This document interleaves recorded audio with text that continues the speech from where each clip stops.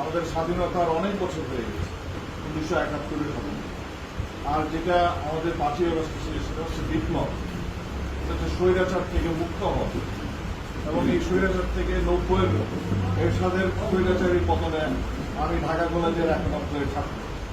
তো আমি আমার অভিজ্ঞতা এবং আমার বিদেশের যে অভিজ্ঞতা, সেই অভিজ্ঞতা নিয়ে ইনশাল্লাহ আমার আব্বার যে সুপরিচিত এই পূর্বধারার এবং ধোবাওয়ার যে অবদান রেখেছেন এবং ওনার অসমাপ্ত কাজগুলো যে হয়ে গেছে এই স্বৈরাচারের সরকারের জন্য আমরা করতে পারিনি।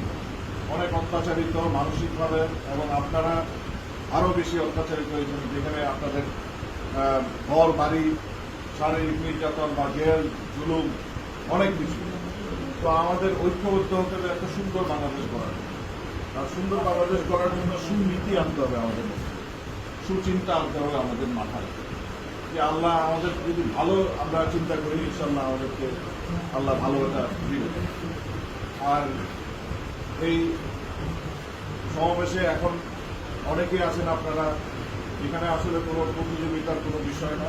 যেটা বলছি যে আমাদের পূর্বধারার জন্য, যে আমাদের বাংলাদেশের অংশ এবং পূর্বধারার মতো একটা সুন্দর জায়গায় এটাকে আমরা আরও সুন্দর পরিচ্ছন্ন করতে পারি এবং আমরা যেটা উন্নত করতে পারি এবং তরুণ সমাজকে যেন আমরা আরও সুন্দরভাবে আগামীর জন্য আমরা তাদেরকে তৈরি করতে পারি।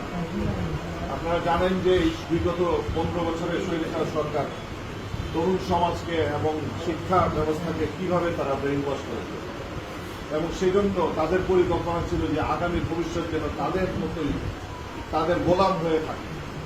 তো আমাদের দায়িত্ব কর্তব্য যে ইতিহাসটা জানাতে হবে, যে ইতিহাস বলতে এই পূর্ববেলায় আমার আব্বা বা ডাক্তার মোহাম্মদ আলী আপনাদের উনি বিএনপিকে 3বার উনি উপহার দিয়েছেন এবং এই এলাকার মানুষের জন্য উনি ওনার নিবেদিত কাজ নিয়ে উনি ওকে বিলিয়ে দিয়েছেন।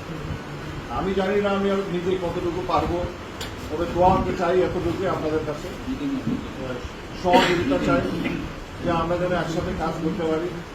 আমাদের উন্নয়ন বলতে আমাদের সবার উন্নয়ন, এখানে একলা কোনো কাজে নয়। জনাব তারেক রহমানের যেই স্লোগান, জনগণের সাথে, জনগণের পাশে, জনগণের স্বার্থে। তো আসুন আমরা একসাথে কাজ করি ইনশাল্লাহ, এবং সেই বলে আমি আমার বক্তব্য শেষ করি।